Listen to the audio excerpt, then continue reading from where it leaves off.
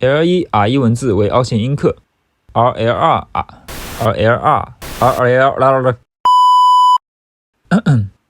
又到了咱们王婆卖瓜的时间了。抱歉 Pixel 这台掌机因为生产工序的问题又跳票了1个多月了。因为现在暂定发布的时间呢是12月24号，有些还没有公布的信息仍在保密阶段，所以我是先把视频拍了，等到适合的时候再把视频发布出来。因为是我们自己团队的作品，所以这期视频并不是测评，而是给大家做一个介绍，大家只需要在这里了解一下就好。具体的评测到时候应该会有不少巨佬会去做，大家稍加等待就好。诚如你们所见，这次给大家带来的这台 GKT Pixel 的定位是微型手把键掌机，它是我们团队目前生产的尺寸最小的一台掌机。有多小呢？我们和老款的 GKT 350H 和 GKT Mini 做个对比。Pixel 的整体机身又和这两台机器的屏幕尺寸相当，握在手中有种 EDC 或者小型 HiFi 播放器的感觉。为了让其小而精致，外壳和按键均使用了铝合金 CNC 加工的工艺，没错，连按键也是铝合金的。为了贴合 Pixel 像素的主题，所以屏幕使用的是一块 2.4 英寸的单色像素屏，分辨率为80×60。平时显示是这个样子的。打开背光后为绿色，有种初代 GB 的复古感，也就是你们所说的瞎眼神器。开个玩笑啊，这是一块 2.4 英寸 320×240的彩色 IPS 屏幕。这个屏幕的尺寸和早期诺基亚163的屏幕尺寸相同，因为尺寸缩小了，所以相对以前的 GKT Mini 和 350H 的屏幕，清晰度有不小提升。外观整体造型是以简约复古的方形倒角切割为主，设计灵感源于苹果麦金塔电脑的经典外观。内凹的屏幕除了增加掌机 A 面的立体感以外，也能更好的保护屏幕不受撞击和剐蹭的伤害。为了保障机身整体视觉平衡感，双 L2 肩键放在了顶部而不是背部，挥动可以支持侧边按压，压感清脆。L1R1 文字为凹陷阴刻 RLR。烦死了！RL2 和 R2 的文字为突出的阳刻。机身左侧为音量按键和 TF 卡槽，官方赠送的 TF 卡容量为64G。机身底部为喇叭开孔、Type-C 数据充电口和 3.5 毫米耳机插孔。右侧自上而下依次为菜单键、电源键和电量指示灯。电量指示灯和喇叭孔都用了斜向长条开孔，增加了金属外壳的机械感。背部下方是防滑的竖条纹理，左下方为挂绳孔。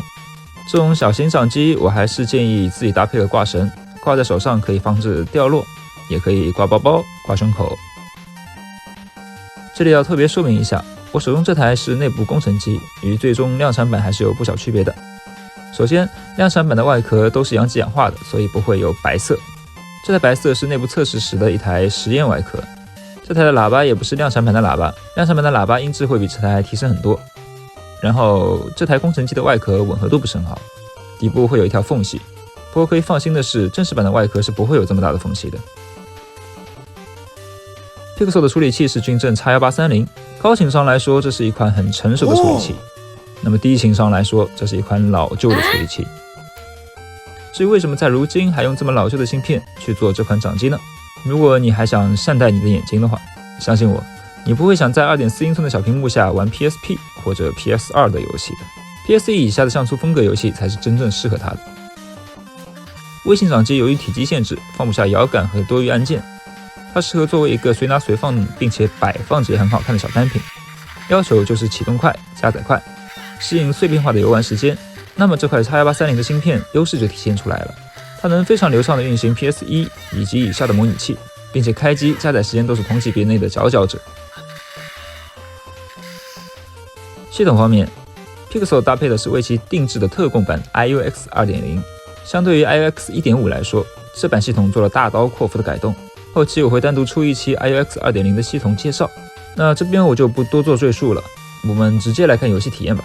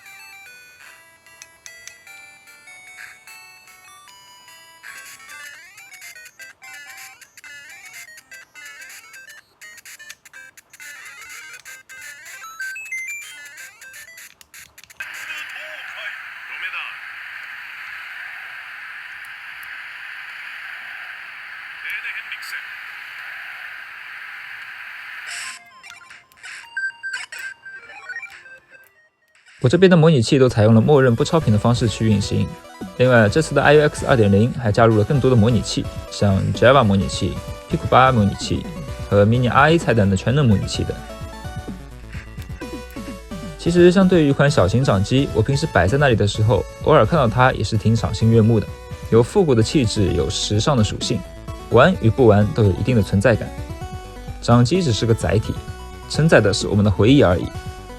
对于喜欢迷你掌机或者摆件的玩家来说，我觉得这款 GKT Pixel 是个不错的小单品，全铝合金的机身，在平时把玩或者盘一下都是很适合的。如果到时候大家觉得价格适合，可以考虑购买看看。那么这款尚未正式发售的 GKT Pixel 的分享视频就到这里了，发售日期暂定于12月24号。感兴趣的朋友届时可以去老张的抖音直播间围观，也可以去调戏调戏那个男人。关于 Pixel 的后续视频，我也会给大家多多分享。最后，喜欢我的视频的话，别忘记30加关注。我是鹿儿，我们下期再见。